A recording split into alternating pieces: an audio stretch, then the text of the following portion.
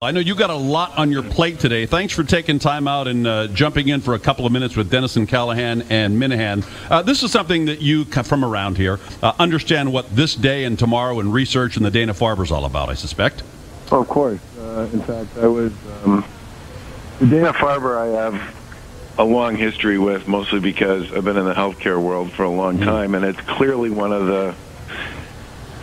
Let's be polite and call it one of the premier, if not the premier, cancer centers probably in the world. And I actually went over there with my wife about a week ago and spent about an hour and a half touring the place and just talking to the researchers and the clinicians. And it is really a very special part of what makes Massachusetts unique. And I'll tell you this, having participated in several fundraisers of one sort or another for Dana-Farber and the Jimmy Fund over the course of the past year, there's probably nothing that makes people feel better when parting with their own money than having a chance to work and support the work that those folks do every day. It might be the most identified part of the state in a way, Governor. Outside the state, when you talk to people, when they think Massachusetts, they think education, they think hospitals, they do think the Jimmy Fund, they think Dana-Farber. Oh, absolutely, and that's a function of a lot of things. Some of it is just the groundbreaking research that goes on that literally can and has changed the lives for many, many people who get cancer. And the two other things I would say about that is, the Jimmy Fund itself, the whole notion of what the Jimmy Fund's about and how it works, and the partnership between the Red Sox and Dana-Farber, and frankly, the growth of the Pan Mass Challenge. I mean, I rode in that this year with my wife and with Boston Mayor Marty Walsh. We only did 25 miles, guys. We didn't do the whole 180 thing. But that's a 30-year endeavor. First time they did it, I think they had 50 or 60 people ride. They had 6,000 people ride this time. They raised $45 million, and over the course of 30 years, they've raised $500 million.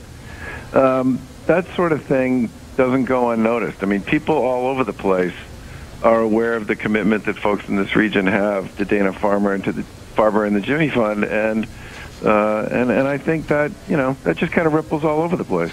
Governor Baker, for anybody who's paid attention, it's clear that you are not in fear of, and certainly no stranger to any of these fundraising things. As you just mentioned, the Pan Mass. I think I heard you say you borrowed a bicycle from a friend to ride in this. Maybe next year you can get your own. You got your hair cut for charity. You did the Ice Bucket Challenge with a free Brady shirt on. What should we make him do? You want to make him do something? He can challenge. I didn't just get my hair cut. I got my head shaved. You got your head shaved. That's right. That's true. That's true. Yeah. Strip down to your underwear and run around the State House.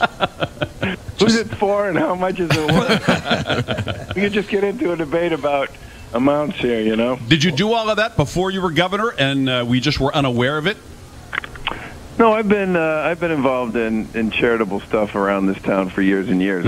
I've chaired a lot of galas. I've raised money for a bunch of organizations. I mean, look, I spent the better part of the past 25 years in the healthcare and public sector, and I'm well aware of the work that those organizations do every single day to move the needle on this stuff. And when you go talk to the folks at the Farber who've been there for 20 or 30 years, and the first question I say to them is, okay, so what's different? Tell me, how much progress have we really made on this stuff?